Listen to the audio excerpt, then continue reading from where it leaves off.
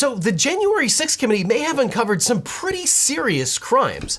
After nearly a year of investigating the January 6th attack on the US Capitol, the House Select Committee has started to present their findings to the American people in a series of televised hearings. Since its formation, the committee has conducted over 1,000 interviews and reviewed more than 140,000 documents.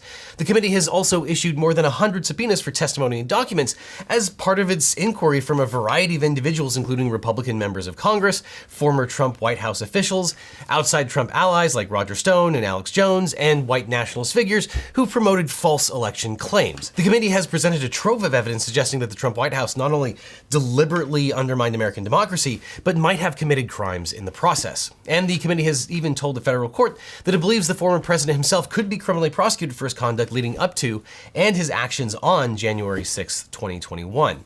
But what are the potential crimes that former President Trump and his cadre might have committed related to January 6th? Well, there are a lot of them, and we're going to go into detail for each one. Now, this is not an exhaustive survey since the 1/6 committee isn't finished yet. It's also fairly one-sided because it is not a criminal prosecution and it's not adversarial, so it's one side's presentation, though many of the witnesses are former Trump confidants, so take that for what you will. But in 2020, then President Donald Trump was defeated for re-election by former Vice President Joe Biden by a margin of 7 million popular votes and a count of 306 to 232 votes in the Electoral College. Since his loss, President Trump has falsely insisted the election was stolen from him while repeating ridiculous debunked conspiracy theories. Now, these false accusations were endorsed by many Republican members of Congress and supporters in the media. Now, between Election Day and Inauguration Day, President Trump and his allies sought to overturn the results by filing over 62 lawsuits, where they lost every single one but a tiny part of one case involving proximity to ballots, and made repeated allegations of election fraud in the news and social media, organized protests, and tried to convince legislators to take part and pressured Georgia's Secretary of State to find enough votes to carry that particular state. In addition, 84 Republicans signed legal documents falsely claiming to be the duly chosen electors for Donald Trump in the Electoral College, despite Trump having lost in those particular states. These include dozens of local Republican Party leaders, 7 candidates for public office, 8 current office holders, and at least 5 previous state and federal office holders. This fake elector scheme was led in part by Rudy Giuliani and Trump lawyer John Eastman, the latter of whom penned 2 now public memos to pressure Vice President Mike Pence to overthrow the election results. And on January 6, 2021, a mob of Trump supporters stormed the US Capitol to disrupt a joint session of Congress that had convened to certify the results of the 2020 election. Prior to that attack, President Trump encouraged a large crowd of his supporters near the White House to march on the US Capitol and, quote, fight like hell to resist Congress's certification of the Biden victory, which many in the crowd did. And approximately 140 Capitol and Metropolitan Police officers were criminally assaulted in the attack. One died of a series of strokes after being hospitalized for his injuries sustained in the attack, and 2 others committed suicide. One of the rioters was shot and killed by the police, another died of a heart attack, and a third was crushed to death by the stampeding mob. Rioters caused about $1.5 million in damages to the Capitol building, and in response, the House of Representatives, with 10 Republican votes, impeached Trump for incitement of insurrection. Mr. Trump was acquitted after only 57 senators, 10 short of the required 2/3 majority, voted to find him guilty. And even after the carnage on January 6, Trump continues to falsely claim that the election was stolen from him. It's all over the place. It's massive election fraud. And in May of 2021, Senate Republicans blocked the passage of a House-passed bill that would have created a national commission to investigate the January 6th attack. In response, the House voted to create a select committee to investigate the January 6th attack on the US Capitol. Speaker Pelosi rejected the appointments of Republican Representatives Jim Jordan and Jim Banks, citing their objections to the election results on January 6th and raising concerns that they would impact the integrity of the investigation. In response, House Minority Leader Kevin McCarthy pulled all remaining Republicans on the committee, though Pelosi still named 2 impeachment-supporting Republicans, Liz Cheney and Adam Kinzinger, to serve on the Select Committee. Now, much of the past year has involved the prosecution of over 800 January 6 rioters, with charges ranging from obstruction of an official proceeding, assault, to seditious conspiracy. But the January 6 hearings are looking up the ladder to see what crimes and to what extent the Trump White House, its allies, and even Trump himself were responsible for on that day. So let's look at some of the potential criminal violations of Trump and his circle. Now, we first begin with criminal conspiracy to defraud the United States. States. Under 18 U.S.C. 371, it is a criminal offense, quote, if two or more persons conspire either to commit any offense against the United States or to defraud the United States or any agency thereof in any manner or for any purpose. The Supreme Court has held the statute criminalizes the use of deceptive practices in connection with, quote, any conspiracy for the purpose of impairing, obstructing, or defeating the lawful function of any department of government. And conspiring to obstruct a joint session of Congress from certifying the election certainly qualifies as seeking to obstruct a lawful function of the government. Now, to convict someone of defrauding the United States, the government must establish three elements. One, at least two people entered into an agreement with the specific intent to obstruct a lawful function of government. Two, the individuals used deceitful or dishonest means to accomplish this goal. And three, at least one of the conspirators engaged in at least one overt act in furtherance of the agreement. And to establish the requisite intent for this crime, it's sufficient for the prosecution to prove that the defendant knew that the statements were false or fraudulent when made, and that such statements disrupted the functions of the government. Accordingly, the January 6th committee has laid out a 7-point plan for how Trump and his allies orchestrated to defraud the United States government. One, they engaged in a concerted effort to spread false information to the American public that the 2020 election was stolen. Two, they orchestrated a corrupt scheme between Trump, his chief of staff Mark Meadows, and Representative Scott Perry to replace the acting attorney general, who rejected Trump's fraud claims, with Trump DOJ ally Jeffrey Clark to use the Justice Department to overturn the election. Three, they implemented a plan by Attorney John Eastman in two now public legal memos to pressure Vice President Pence to refuse to count or delay the certification of the electoral count, despite Eastman's knowledge that this violated federal law. Four, they pressured state election officials and state legislators to change election results, like Trump's infamous January 2nd call to Georgia's Secretary of State Brad Raffensperger to, quote, find enough votes to flip the state's results. Five, they instructed Republicans, including Chief of Staff Mark Meadows, acting at Trump's behest in multiple states, to embrace Rudy Giuliani and John Eastman's plan to create a false electoral slate in 7 battleground states and transmit those fake slates to Congress and the National Archives. 6, they summoned, assembled, and incited a violent mob in Washington and directed them to march on the US Capitol. And 7, during the attack, Trump ignored pleas for assistance, failed to take immediate steps to stop the violence, and even appeared to tacitly endorse the violence, including threats to hang Mike Pence. Now, it appears that the phony elector scheme has caught the DOJ's attention, having issued subpoenas to several individuals who signed false certificates, including the chairs of the Georgia and Arizona Republican Party. And in a March 2022 crime fraud exception ruling, California federal judge David O'Carter found, quote, it is more likely than not that Trump and Eastman conspired to defraud the United States by corruptly attempting to obstruct the counting of electoral votes on January 6th. But it remains to be seen whether the DOJ will bring formal charges against former President Trump and his allies related to Section 371. But that takes us to obstructing an official proceeding of Congress under 18 U.S.C. 1512. Now, that criminalizes the obstruction or attempted obstruction of an official proceeding with a maximum prison sentence of 20 years. To obtain a conviction, prosecutors must establish that the person obstructed, influenced, or impeded, or attempted to obstruct, influence, or impede an official proceeding of the United States and did so corruptly. Courts have uniformly held that the January 6th joint session is an official proceeding, and hundreds of Capitol rioters have been charged with this crime, and for many, this is the only felony that they were charged with. This includes Jacob Chansley, the so-called QAnon shaman who pleaded guilty to a single charge of corruptly impeding an official proceeding and was sentenced to 41 months in prison.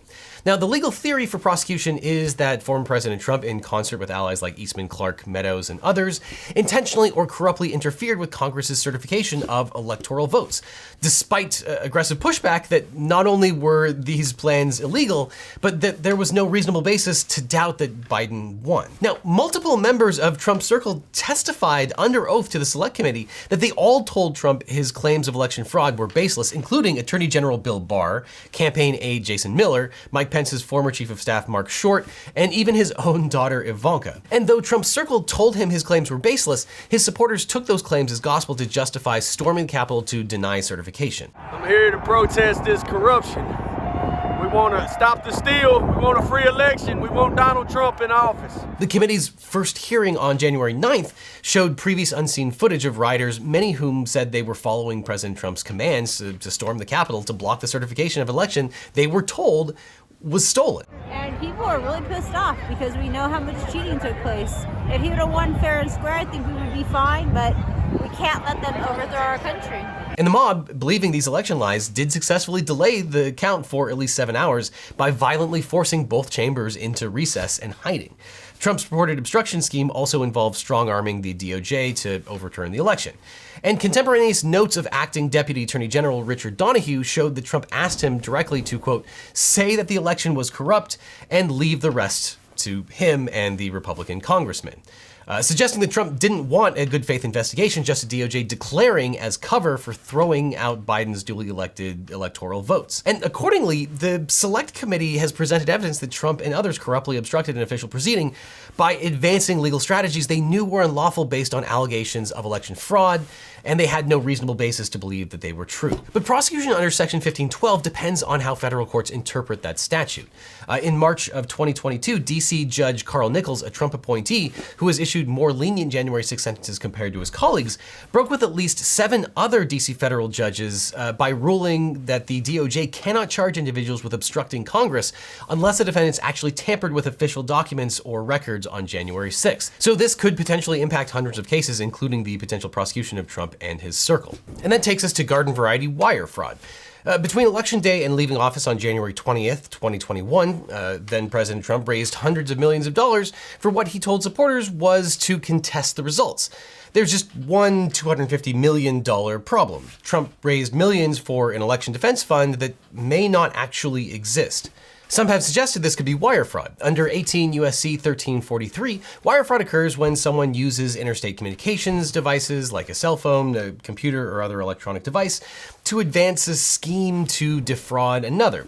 To prove wire fraud, the government has to establish 4 elements. 1, that the defendant voluntarily and intentionally devised or participated in a scheme to defraud another out of money, that the defendant did so with the intent to defraud, that it was reasonably foreseeable that interstate wire communications would be used, and that interstate wire communications were in fact used. To convict Trump of wire fraud, prosecutors would have to show that he solicited funds for one purpose and knowingly used them for another. The January 13th hearing, led by Congresswoman Zoe Lofgren of California, showed that the campaign spent very little of this money on election contests, and instead funneled the money to, among other destinations, Trump business properties and his own Save America Political Action Committee. This fundraising scheme might potentially be fraudulent, not just because it induced donations with claims of voter fraud, which Trump had been repeatedly informed by the Justice Department and others that they were baseless, but also because the money did not go to where people thought it was going to go. This would be a particularly hard claim to prove, but there is precedent for prosecuting candidates who raise money for fake organizations and then spend the funds on themselves. In 2019, Harold Russell Taub, a Rhode Island Republican who ran unsuccessfully against Democratic Congressman David Cicilline in 2016, pleaded guilty to wire fraud and campaign finance violations in connection with a $1.6 million raise for a non-existent political action committee. In the course of fundraising, Taub told his donors that his PAC staff were volunteers and that 100% of the donations would be used to support Republican candidates in Ohio at the state and federal level. In reality, the 2 PACs were unregistered, and Taub spent $1 million of those funds on personal expenses. Adding to the deception, Taub falsely told donors that he was an ambassador and also used without permission a former Secretary of the Navy in his fundraising appeal despite being repeatedly told to stop.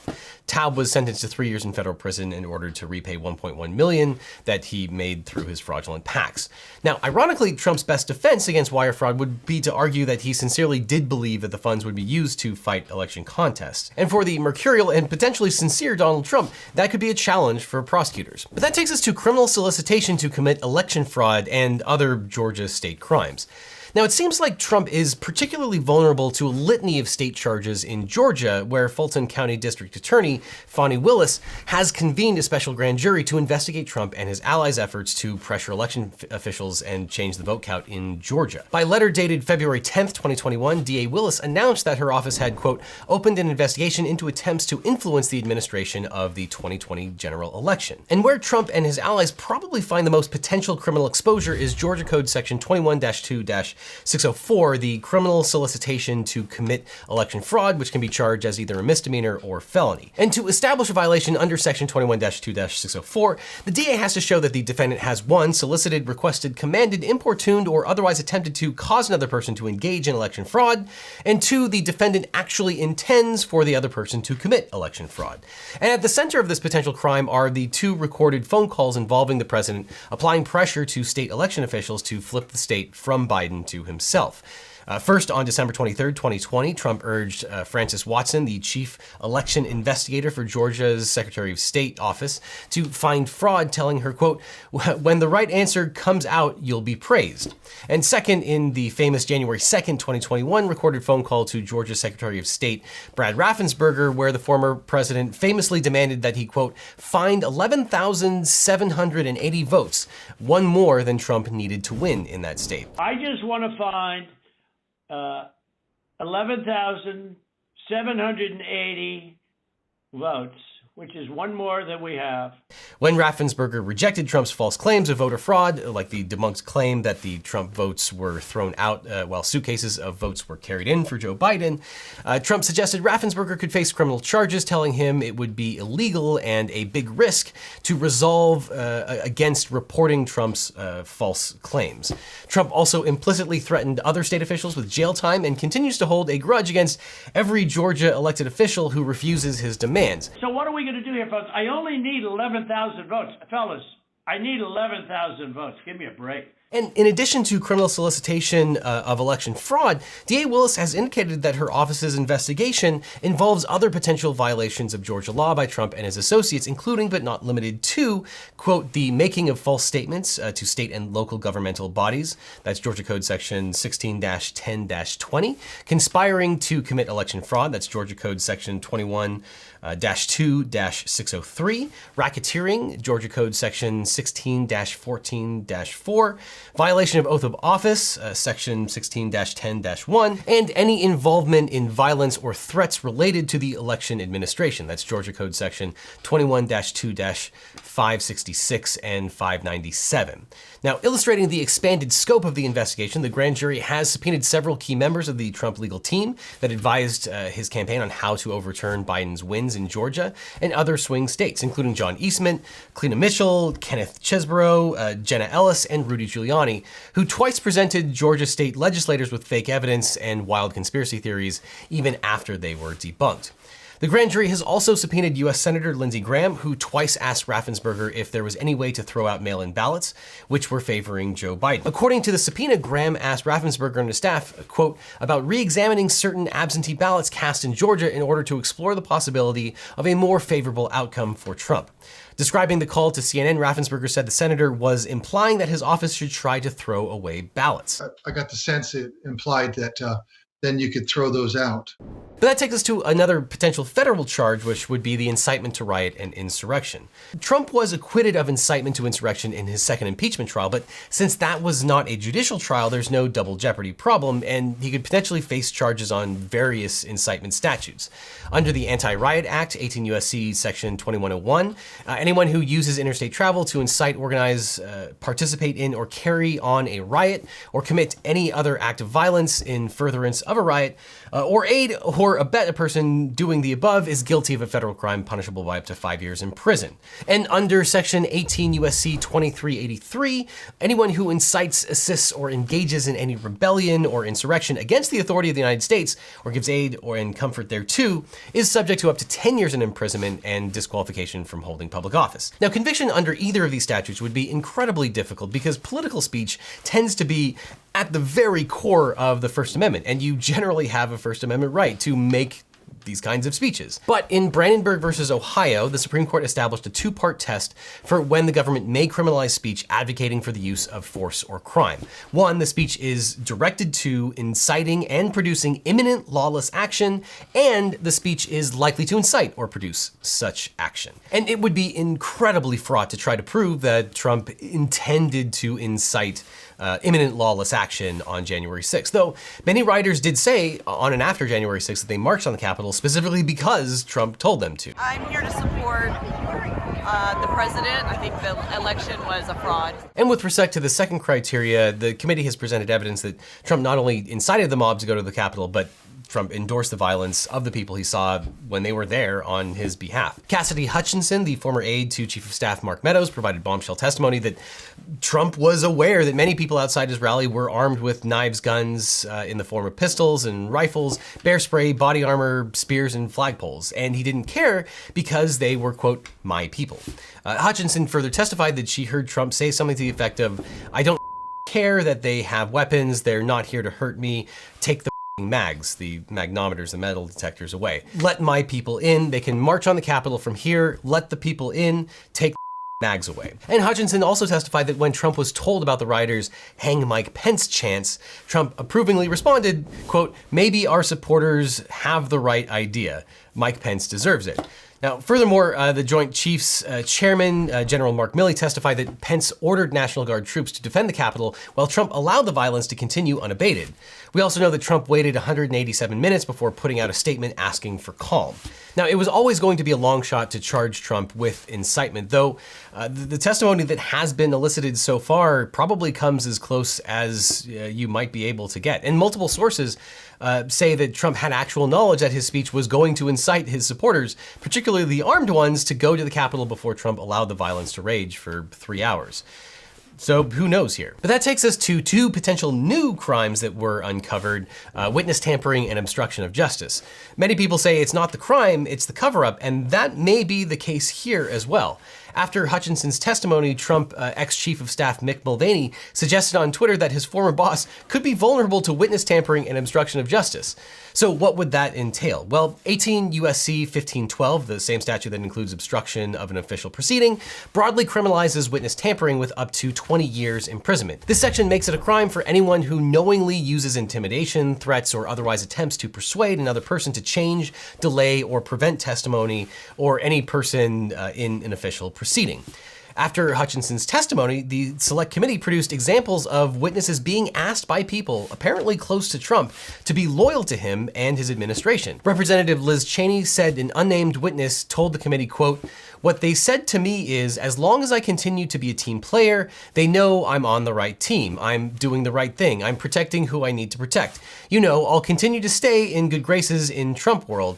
And they have reminded me a couple of times that Trump does read the transcripts." And the second example Cheney cited was a call a witness received saying, quote, "A person let me know you have your deposition tomorrow. He wants me to let you know he's thinking about you. He knows you're loyal and you're going to do the right thing when you go in for your deposition." The Select Committee has suggested there are many more examples of similar efforts to influence witnesses. And with respect to obstruction of justice, 18 U.S.C. 1505, that criminalizes the act or the attempt to corruptly influence, obstruct, or impede a congressional investigation through threats, force, or threatening communications with a penalty of up to 5 years imprisonment. Now, corruptly means acting with an improper purpose, personally or by influencing another, including making a false or misleading statement, or withholding, concealing, altering, or destroying a document or other information. And before her public appearance, Hutchinson told the committee that several Republican members of the far-right House Freedom Caucus asked for preemptive blanket pardons for themselves and others in connection with their efforts to overturn the election, including Representatives Mo Brooks, Matt Gaetz, Andy Biggs, and Louis Gohmert, and Scott Perry. Hutchinson also said Jim Jordan asked for an update on presidential pardons without asking for one directly, and she heard from another staffer that Marjorie Taylor Greene had asked for a pardon. These preemptive pardon requests could be an effort to induce those involved or are witnesses to criminal conduct to remain silent, which, even with a president's nearly unlimited pardon power, might constitute criminal violations. Hutchinson also told the committee that she witnessed Meadows burn documents after a meeting in his office with Representative Scott Perry, and the destruction of documents coupled with Perry's request for a pardon might suggest the pair understood that they were doing something illegal, which could be evidence of witness tampering and/or obstruction of justice. And that takes us to seditious conspiracy. At the first hearing of the Select Committee, Representative Cheney declared that the committee will detail, quote, plots to commit seditious conspiracy on January 6th. Now, this is among the most serious of crimes alleged, with sedition essentially being just a step below treason. To convict individuals of seditious conspiracy under 18 U.S.C. 2384, prosecutors would have to establish that at least two people conspired to use force to overthrow the government, oppose its authority, or subvert the execution of U.S. law. These charges are understandably rare, but they were brought against some members of the far-right Oath Keepers and Proud Boys, including their former chairman, Enrique Tarrio, for conspiring to use armed force to violently oppose the peaceful transfer of presidential power. So what might seditious conspiracy charges against Trump or his circle look like? Well, after the first meeting, committee chair Representative Representative Benny Thompson told CNN that witnesses had described conversations between far-right extremists and Trump's circle. And direct communications with Oath Keepers and Proud Boys could be concrete evidence of White House involvement in the same crimes. It's hard to say, we haven't seen that evidence yet. Seditious conspiracy might also involve Trump and his allies allowing the violence to continue to pressure Pence and GOP lawmakers to accede to the president's demands to not certify the results. In fact, days after the attack, we learned that Trump and Rudy Giuliani urged at least one GOP senator to stall the proceedings while the violence unfolded. Though there are certainly not a lot of examples of successful seditious conspiracy prosecutions in the last 100 years. Though in 1995, Sheikh Omar Abdel Rahman, a prominent Muslim cleric, and 9 others were convicted of seditious conspiracy for planning to bomb the New York City landmarks after the 1993 World Trade Center bombing. Seditious conspiracy charges have been difficult to make stick, particularly against far-right groups, given the Brandenburg protection of illegal advocacy without imminent lawless action. But by May 2022, 3 Oath Keepers had pleaded guilty to those charges. And if these defendants cooperated in their plea deals, it might shed light on whether members of the Trump White House and his circle could face their own seditious conspiracy charges. And while some might go to jail, others just might get house arrest, in which case their options for nice home-cooked meals would be limited. But not with today's sponsor, HelloFresh. HelloFresh is a great way to eat delicious, fresh food while still being healthy, even if you have been indicted for federal crimes. In fact, HelloFresh has a whole variety of calorie-smart and carb-smart recipes, as well as pescatarian and veggie options. You can customize it how you'd like, swap out proteins, get premium top-of-the-line versions. HelloFresh delivers fresh, quality produce from the farm to your door in less than a week, so you can savor these summer flavors right from home at peak freshness. Now, I'm a do-it-yourself person. I have to say I was very skeptical when I first heard of HelloFresh, because I'm a pretty good cook, so I didn't think that I really needed the help, but I actually loved it. Even for an experienced cook, HelloFresh delivers new ingredients and recipes that I'd never try on my own. HelloFresh generally keeps everyone's favorite meals and then rotates new ones in all the time. Right now, they're running their Taste of the Summer series with things like Old Bay shrimp and sausage boil, family-style grilled steak lettuce wraps, or grilled salmon with balsamic tomatoes. Now, I don't know about you, but I'd never attempt any of those on my own. And of course, everything was delivered straight to my door, so I didn't even have to do any shopping. The produce actually gets to you faster than a grocery store, so it arrives with peak freshness. And it's also super easy to save time because HelloFresh cuts out the meal planning and prep, so the recipes only take 20 to 30 minutes to cook, literally less time to cook than it would normally take to do the shopping itself. And it's also very sustainable. Since the ingredients are pre-portioned, there's less prep and less wasted food, and the packaging is almost entirely made from recyclable or already recycled content. HelloFresh's carbon footprint is actually 25% less than that of meals made from store-bought groceries, and it's 72% cheaper than dining at a restaurant. So, if you'd like to try HelloFresh, and I recommend that you at least try it, you can go to HelloFresh.com and use the code LegalEagle16 for up to 16 free meals and 3 surprise gifts.